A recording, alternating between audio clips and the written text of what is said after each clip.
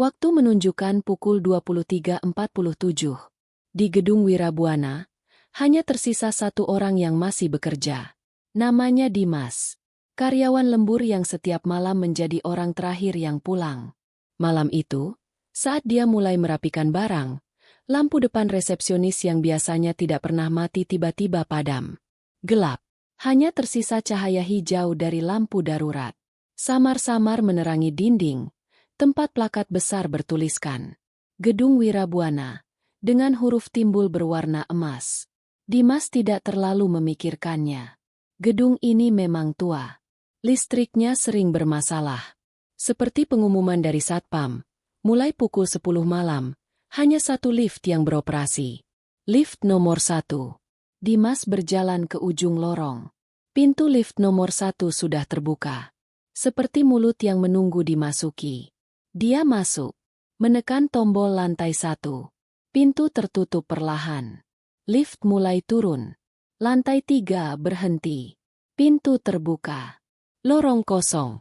Hanya ada genangan air di lantai. Bau anyir. Seperti ikan busuk. Dimas mengernyit. Lalu menekan tombol tutup.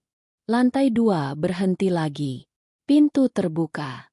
Di luar, ada seseorang. Tidak berdiri. Berdiri, dia duduk bersimpuh di sudut. Menyusut seperti kain basah. Dia memakai seragam satpam. Kusut, topinya miring. "Pak, ada apa, Pak?" tanya Dimas. Tidak ada jawaban. Laki-laki itu berdiri perlahan. Lalu melangkah masuk ke dalam lift. Berdiri tepat di samping Dimas. Pintu tertutup. Saat itulah Dimas mencium sesuatu. Menyengat. Formalin. Lift tiba di lantai 1. Pintu terbuka. Tapi satpam itu tidak bergerak. Diam. Seperti patung. Dimas buru-buru keluar. Dia berjalan 3 langkah. Lalu berhenti. Ada yang salah. Dari tadi, dia hanya menekan satu tombol. Lantai 1. Lift berhenti di lantai 3 dan 2 dengan sendirinya. Tapi tombol lantai 3 dan 2 tidak pernah menyala. Lalu kenapa lift itu berhenti? Dia menoleh perlahan. Pintu lift sudah tertutup. Tapi di atasnya, layar kecil menunjukkan angka yang mulai bergerak naik. Lantai 2, 3, 4, 5. Lift itu naik sendiri. Dimas menelan ludah. Lalu dia ingat sesuatu. Saat masuk ke lift tadi, di dinding ada selembar kertas. Pengumuman dari pihak gedung. Karena perbaikan sirkuit listrik, lift nomor 1 tidak beroperasi pada malam hari. Mohon gunakan lift nomor 2. Tapi dia naik lift nomor 1. Karena lift nomor 2 pintunya dilakban. Segel merah masih utuh. Dia melihatnya sendiri. Dimas berbalik. Lari menuju pintu keluar. Kaca pintu putar memantulkan ruang lobi di belakangnya. Kosong.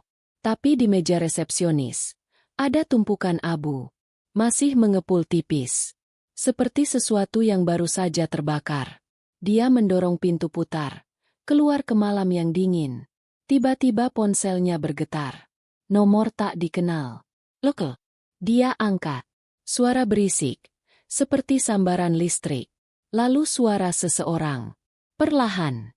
Seperti sedang membacakan sesuatu dari kejauhan. "Kamu lari kenapa, Nak?" Dimas diam. "Aku sudah 3 hari duduk di lift itu. Baru kamu yang bisa melihat aku." Darah Dimas membeku. Dia melihat layar ponselnya. Tidak ada sinyal. Tapi suara itu terus terdengar. Bahkan, tidak dari ponsel. Suara itu dari belakang kepalanya. Dari belakang lehernya. "Jangan menoleh," kata suara itu. "Kalau kamu menoleh, aku akan kenal wajahmu. Dan kalau aku sudah kenal wajahmu, kamu tidak akan bisa pulang." Dimas tidak menoleh. Tapi dia mendengar suara di belakangnya.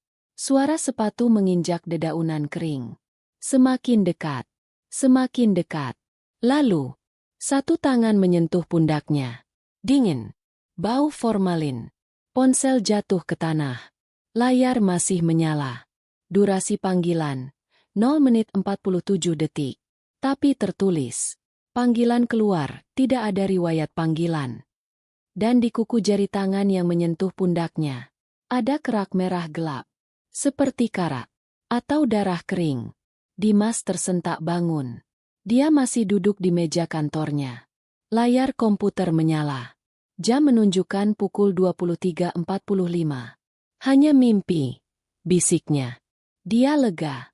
Bergegas merapikan barang. Lampu depan masih menyala. Semua normal. Dia berjalan menuju lift. Di dinding, pengumuman yang sama. Lift nomor 1 tidak beroperasi malam ini. Dia tersenyum kecil. Lalu menekan tombol lift nomor 2. Pintu terbuka. Dia masuk. Menekan lantai 1. Lift turun. Lantai 3 berhenti. Pintu terbuka. Tidak ada siapa-siapa. Lantai 2 berhenti. Pintu terbuka. Di sudut, sesosok tubuh berseragam satpam menyusut. "Pak, ada apa?" Satpam itu berdiri. Melangkah masuk. Bau formalin. Dimas mendongak. Di bawah topi satpam itu, bukan wajah yang muncul, tapi sebuah layar ponsel. Layar itu menyala. Sedang dalam panggilan aktif. Durasi, pukul 0.47. Dan mulut satpam itu. Bukan mulut. Itu luka menganga. Daging putih terkelupas. Setiap kali berbicara, keluar suara seperti sambaran listrik. "Jangan menoleh." Tapi kali ini, Dimas tidak lari. Perlahan, dia berbalik. Menghadap langsung ke makhluk itu. Dia bertanya dengan suara pelan. "Kamu kenal aku?" Lift padam total. Gelap. Diam. Lalu suara itu terdengar lagi. Lebih dekat. Seperti bisikan di dalam kepalanya sendiri. "Kenal. Kamu orang terakhir yang pulang. 3 malam berturut-turut." Lift menyala kembali. Lampu redup. Dimas menunduk. Melihat tangannya sendiri. Kuku jarinya penuh kerak merah gelap.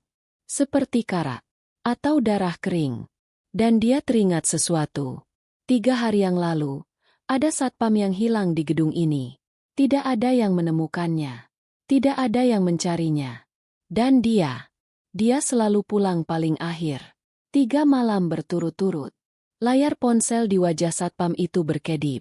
Tulisan terakhir sebelum gelap total. "Kamu bukan pulang paling akhir. Kamu yang membawa pulang."